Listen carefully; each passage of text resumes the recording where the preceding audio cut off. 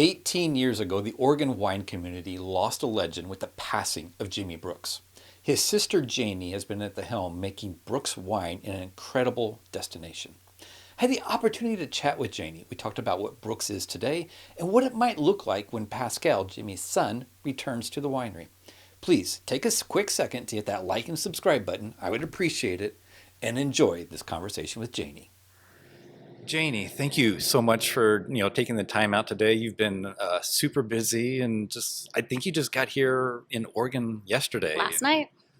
Wow. Yeah. Thank you. I can't thank you enough. Happy to be here. Yes. I read your weekly emails too, so this is like an honor. I think the honor is all mine. We've talked back and forth via email and a little bit here and there in person, but actually like to sit down with you. This is like the first time we've sat down one-on-one. Yeah. So the honor's all mine. That's good. Shall I pour us a little bit of wine? Sure. Okay. So there's zero pressure. Okay. It's I always talk about the wine in the podcast being like a side note, and so if you want to comment on it, you can. If you don't, just enjoy it and have fun. It's been a long time since I've blind tasted. Well, we got to keep Wine. our blind tasting skills up to par. I gotta say, I think it's Riesling. It's amazing. The last three podcasts that I've done, 2 of them have been Riesling. Really? Yeah. Hmm. So fun. And it's not the same Riesling that was 2 podcasts ago. Before I even saw it, and when I was thinking about it, I was like, it's going to be 2010 Sweet Pea. I will tell you it's not. Because I know you have another bottle of that. I have 2 bottles of it. The first time that I was ever blind tasted, like when I first got in the industry, Right. was a retailer where I live in California, Right. and he had one of those black glasses. Oh. So you don't know if it's white or red. Right. And I, of course, had no clue because I didn't even know anything about wine. It was my own Janus. And I didn't even know the wines in the portfolio Right. at all. So I didn't get it, of course. But it was like, I'm like, well, maybe he'll do it, blind me on one of my own wines. I thought about it. I came super close, and then I found this one. I'm like, ooh. Ooh. Yeah. So cheers. Cheers. Thank you. Do I get to ask any questions? Yeah, you ask away. Toward the end, I will reveal the wine. Okay. So if you want to ask questions, I'll Okay. I'll give you some hints here and there, but I'll give it away at the end. Okay. All right. Okay. Well, then I'll just contemplate it. Okay.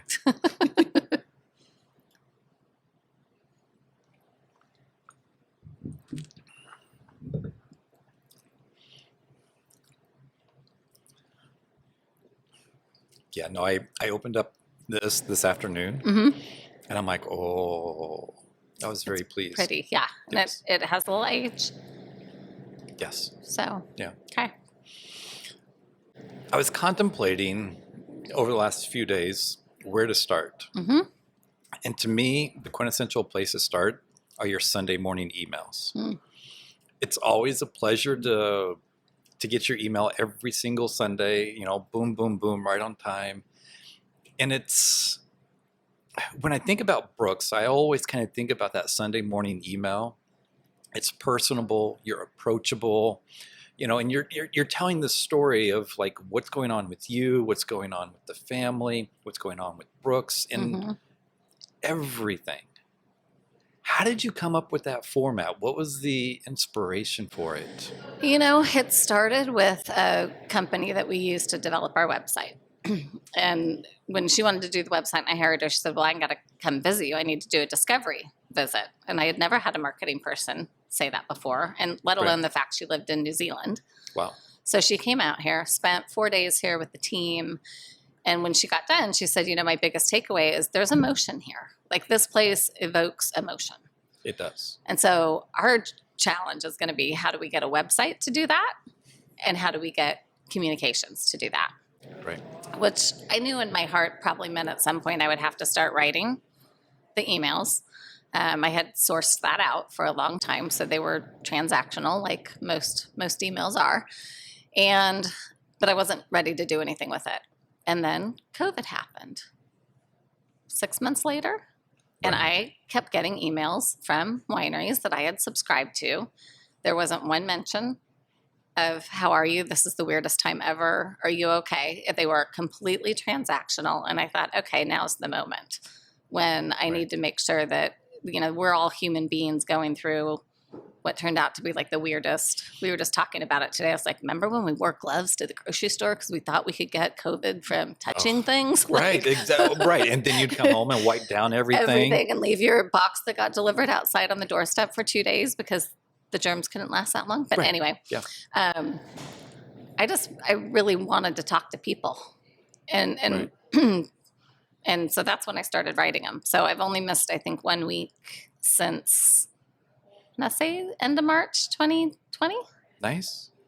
Well, I mean, I think you have a better track record than I do. I mean, at the holidays, I take off. And I'm like, I'm done for 2 weeks. Yeah. Well, I did the holidays this just once. Okay. I think this time, but Nice. I enjoy it. I feel like it's. I mean, I know people read them, right? You look at your numbers. We have 5,000 or so that open it every week. And it just keeps me connected. And sometimes, sure, am I trying to promote a wine? Absolutely. Sometimes am I not? Absolutely. So I just really try to mix it up and connect with people and, putting my email and phone number in there. Right. Totally approachable. Totally approachable. Like, why not? I think it's amazing. It's great. And, I just kind of want to know what's going on. I mean, I get the, first short little couple paragraphs. And I'm like, oh, well, this is what's going on. And to see on Sunday that you're in New York, and that was just, that was really nice. Yeah, but it's funny because you do the same, right? It's a big commitment. It is. It takes 3+ hours a week. It does. And I don't think of myself as a consistent person, but for whatever reason, this has been important enough to me that I've been super consistent at it, and I don't see it stopping. Good. So, I don't want it to stop. Yeah. Yes. we always have plenty to talk about at Brooks. So Yes. You have a lot going on. yes. Always. When one of the things that just one of the highlights when I come to visit is the food from Chef Norma. Mm-hmm. How in the world did you find her? And she is just a gemstone and just a dynamic, wonderful person. She is friends, or was, prior to me ever meeting her, friends with our winemaker and his wife. And we kind of got into a crunch. It was right before a wine club event. We needed some help. And so she volunteered to come in just temporarily and help us. And then after being here for 3 months, we were like, you like it here? Now you're dating someone here. You're amazing. How would you like to do this? She was catering at the time, so she didn't have other obligations really. And brought her in, and she's just really taken our food program with the wine pairings to a whole nother level. Yes. And, the way that process works is I sit down about 2 weeks before the beginning of the following month, and I pick the wines because it's always about the wines, and then send her those wines, and then she tastes through them all and then develops what she wants the pairings to be for that month. It is amazing. Her Brussels sprouts are like the cult following. They are. They are. And I have to tell you, I made Brussels sprouts in my air fryer the other night. They were awful, burnt, and shriveled. My husband's like, you can have them all because there's not very much left. Oh my goodness. So we've been spoiled with Norma's Brussels sprouts. Summer of 2020, there was, you had a socially distanced dinner out in the vineyard. Mm-hmm. Yep. That was absolutely gorgeous. And I have to say, that was the first time I've ever had octopus. Uh-huh. And I saw it and I'm like, I don't know about this.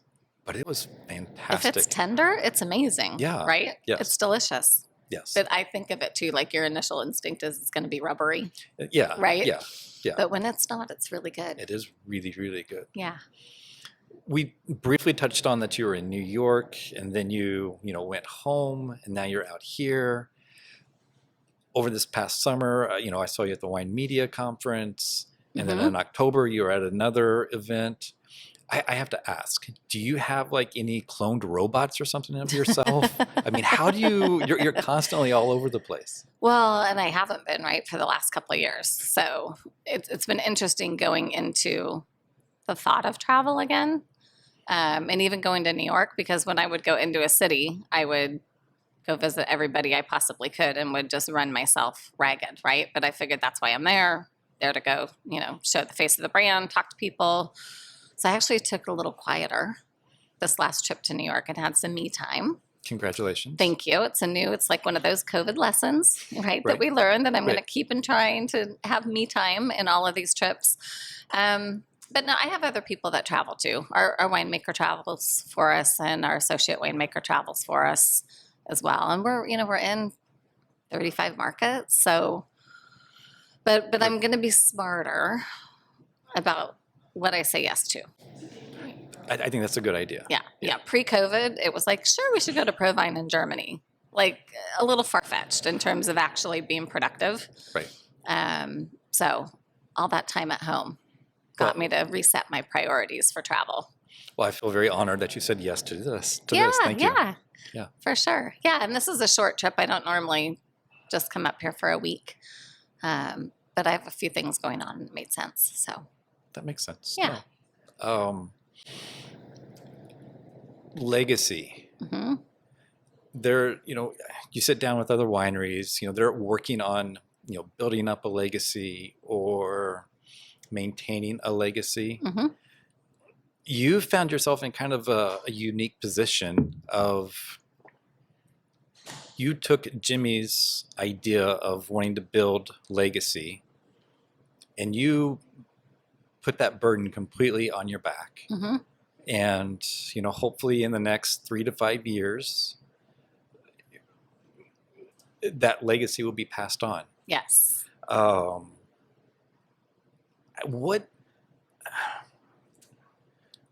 curious. So what internal, foundational beliefs made you, on the flip of the dime, want to continue that legacy so much? Survival, I think, for of our family, the Brooks family, because we had lost our parents. Jimi and I had in 2000. Right. And then he unexpectedly passed away in 2004. And that was it. Poof, boom, right? My whole family. Right. I had moved away from Oregon. I grew up here in Portland, moved away to go to college, never came back, didn't think I'd ever come back. So this brought me back to Oregon, which was super important. And it reconnected me to family friends, childhood friends, Jimi's friends. Right. So that was part of it. Definitely was kind of for myself to keep my family present in my life. Clearly, Jimi's friends shared with me that the only thing he mentioned he ever had to leave for his son was the winery. So there was a little bit of that. That makes sense, yes. And especially, when Pascal was 8 years old, had this not continued, had it not continued, I don't know if he would be as connected to a lot of Jimi's friends the way that he is. The winery's just been this platform for connection for both him and I to stay as close to Jimi as possible. People with a heart like Chris, and this was big for me too. 12 different winemakers made our wine in 2004 when Jimi passed. And a lot of them offered to continue to do that. But it was really when Chris tapped me on the shoulder and said, hey, if you're thinking about it all continuing this, I'll come be your winemaker and I'll keep it true to Jimi's style and philosophy. Right. He's the only person I've ever learned from. And that was important to me too. We've really tried to keep it Jimi's brand. And you've done a great job.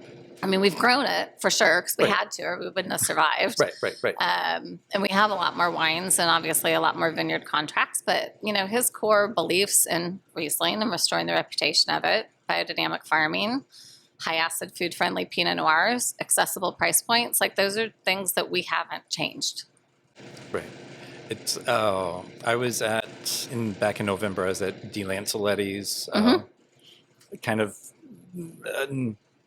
Thanksgiving celebration, and I was talking with Paul, and just he started talking about Jimi, just he's still around, and just it's amazing his spirit is so alive out here in wine country. Yeah, and part of that's because this is here too, right? Correct. Yes. It's funny too because for our 20-year anniversary a couple years ago, we interviewed all the winemakers. We had Linfield was doing their interview series, and so we kind of piggybacked on that to do a little bit what's your favorite memory of Jimi, favorite memory of Pascal. They all got asked back then, did you think the winery would still exist today? And I mean, I'll just never forget. I think it was Josh Bergstrom who just kind of giggled and was like, we all thought Janie was nice, but we didn't think she had a clue, you know? Well, in reality, you didn't. I didn't. But no. Yeah. you made it work. Yeah. Yeah. He's like, now she's a force. You are. I mean, you have all those cloned robots out there, doing all your evil deeds out there. Yeah. Yeah. No, and they're not evil deeds. I'm playing. Yeah. So it's good. It feels good. It does. Yeah. Yeah. It's, I know when I first came across this story, I was just like, and that was a huge rabbit hole. So it's, it is quite a story. And very much the vision of those 12 winemakers to keep the brand alive, right? They easily could have taken the fruit, kept it for themselves, and said, you can shut it down. And I would have probably said okay to that too, right? Because I just didn't know the difference really. Right. That's the spirit of the Oregon wine community. Oh, it is. It is. So important. And so it's so real. And it's still, it's just still here in so many ways. I couldn't agree more. Yeah. So Pascal, a few weeks ago, Pascal was on a Zoom, and it was so amazing to see him on the Zoom and to hear him, talk. And I mean, I've seen him in recorded video, but like in real time, it was absolutely amazing. But so in 3 to 5 years, that's kind of the time frame that it's looking like. I know that you've trying to slow down, for COVID, but in a lot of respects, you remind me of Tom Cruise in Top Gun, right? And you kind of feel that you need, you have that need for speed, right? And I can imagine that once the transition is complete, that first year, you're going to be like, yes, I'm done. And you're going to go travel and have some fun. But I can't imagine Janie just kind of sitting by the poolside with, pretty umbrella drinks. That won't happen. I didn't think so. That won't happen. My vision really for him, and we haven't specifically talked about this, but one of the things he's learned from being in Europe, different from being here, was just how connected he was to the vineyard. Right. In the European wineries, and how it starts there, which we all know it starts there. But when you're working harvest at Brooks, you're receiving the grapes on the sorting line. Like, you're really not spending a lot of time in the vineyard. And we've never had our own vineyard team. We've always outsourced that. So I really think when he comes back, he's going to want to have a big role in the vineyard, which is part of my, that's like one more thing I can mark off my list of what I wanted to accomplish. Right. As well as be in production. He won't be able to run the business side of things, but he definitely can be the face of the brand. So he can go to New York and he can do all these other things like that. Definitely will come off my back. But no, there's always challenges to keep the brand pushing forward, right? Like, I actually had a great meeting today that people will find out about in a couple of weeks of some new thing that we're doing that's going to be really, really cool. I can't wait to hear about it. Yeah, and I love to do that stuff. Okay. If that's all I had to do, that would be fine. Okay. Well, good. You're not going away. I'm glad to hear that. No. Good. Talking about that Zoom call. Yeah. In the background, there were shelves and shelves of books. I have multiple questions here. It's just... Behind Pascal. Yes. And I asked him, what is your current book that you're reading? And he said The Overstory. And, to kind of sum up what The Overstory is, the synopsis of that book, it's a book for all readers who despair of humanity's self-imposed separation from the rest of creation, who hope for the transformative regeneration possibility of a homecoming. If the trees of the earth could speak, what would they tell us? Listen, there's something you need to hear. So my first question is, how in the world does a 26-year-old even want to read such a book? Yeah. So much of that has been his endless chase to know his father better. Jimmy was an avid reader. I mean, I think, is it Anna Karenina? I've picked up that book 10 times because my brother told me to read it, and I can't finish it. I don't come from that cloth. And Pascal obviously comes from his dad to where they journal and they read. He always has 2 to 3 books on his person at all times. He's never just reading a book ever. Right. Speechless, right? Yes. Yes. Yeah. He can talk circles around me. I mean, he's such an old soul and so wise for a 26-year-old. And part of it comes from all that reading. I can imagine. I can only imagine. I mean, there's so many books that was on those bookshelves. Yeah. So my second question is, do you think all those books are coming with him when he comes back? Oh, probably. Okay. Yeah. And he has a whole collection at home too.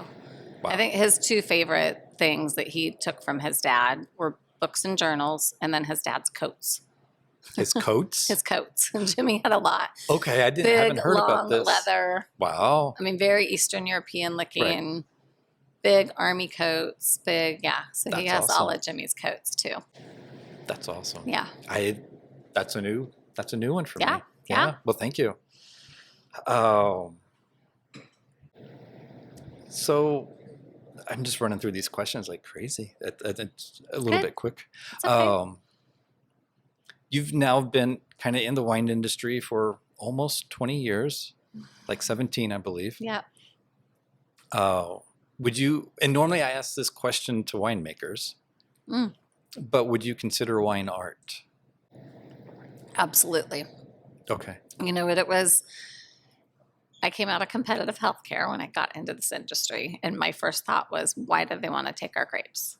What do they want to take from us? Right? It was all about, do they want to know our secrets? Do they want to know, I had no clue.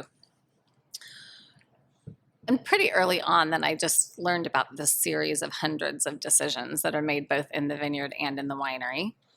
And I saw a lot of that difference in decision making come through the wines that were made by the other winemakers and the types of questions that they were asking about how Jimmy would have handled a certain situation, or what his fermentation temperatures were, or, the whole process that they were doing their best to mimic it. Right. But they definitely had their own expression. And that's when I really learned that, no, it is wide open, right? And it is an art for sure. I would agree. I would agree. Yeah. And Jimmy's approach to winemaking too, I think, helped me learn that. He was using 2.5 ton fermenters, making 2,500 cases when he passed away. And he did that so he could have multiple blending components. And, we still use 2.5 ton fermenters, making 17,000 cases. Wow. For that very same reason, so that you can kind of get to style and balance for a particular wine without having to manipulate it, because you've treated that clone from that particular vineyard separate and by itself the whole way through the winemaking process.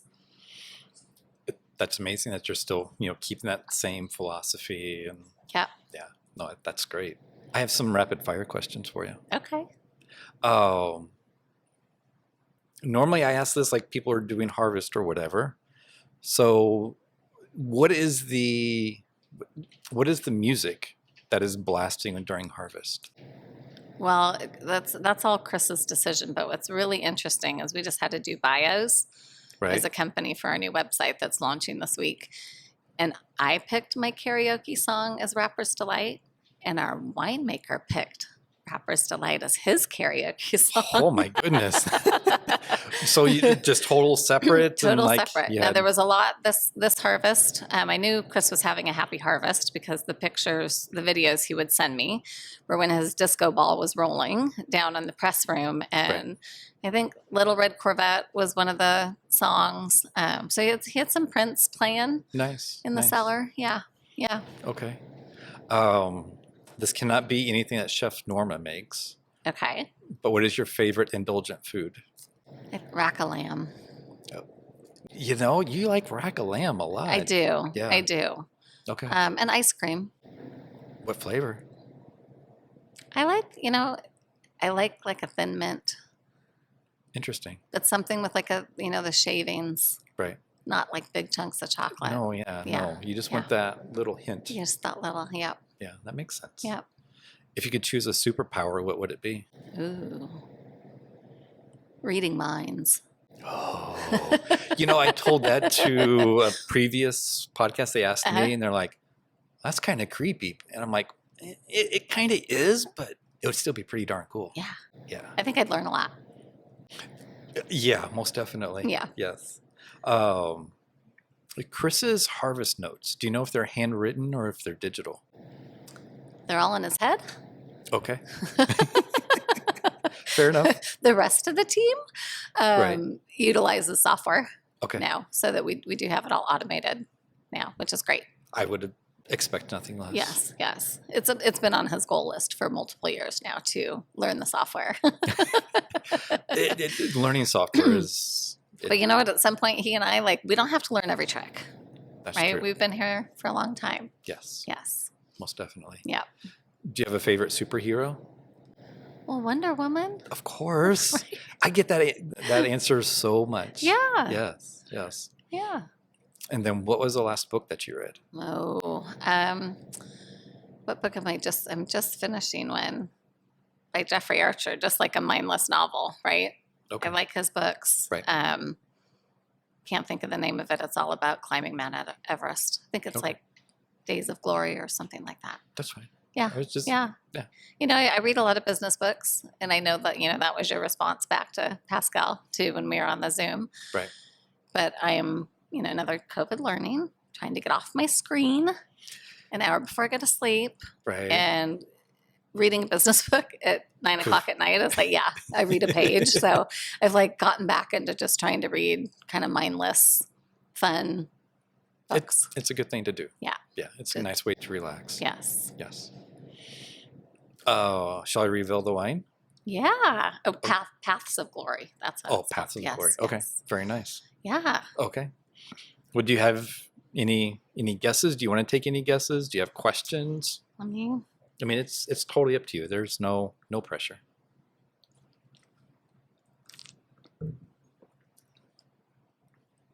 it's dry. It's Riesling. I would say it's in the 8 to 10-year-old category, Okay. maybe. Okay. It is a 2006 Holleran Chehalem Mountain. Oh, okay. So a lot older, Yeah. but dry. Yeah. Yeah, and that's, it's fun because the La Chenet wines that we make, Yes. Bill Holleran farms them. Yeah. No, he's doing some amazing stuff up there. Yeah, he is. He is.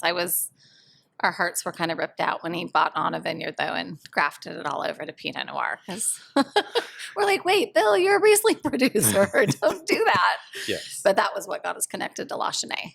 Very nice. Yeah. Yeah. No, he's doing a lot of good stuff out there. Yeah, he is. Yeah. Awesome. Well, thank you for sharing that with me. Yeah. Well, thank you for your time. Of course. I have no other questions, and Okay. I appreciate it so much. Thank you. Yeah, of course. All right. Thanks.